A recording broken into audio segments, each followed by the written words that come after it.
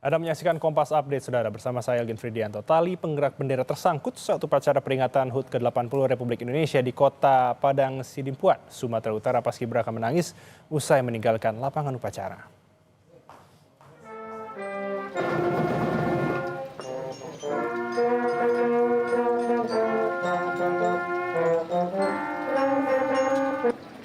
Bendera merah putih ini tidak dapat naik hingga ke puncak tiang karena tali pengerek bendera tersangkut.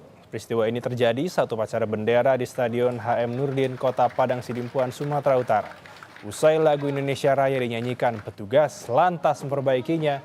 Bendera tersebut dapat dikibarkan di tiang bendera.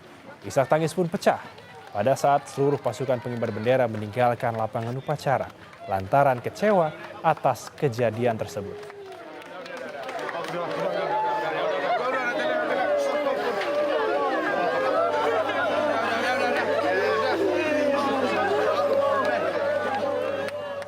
Demikian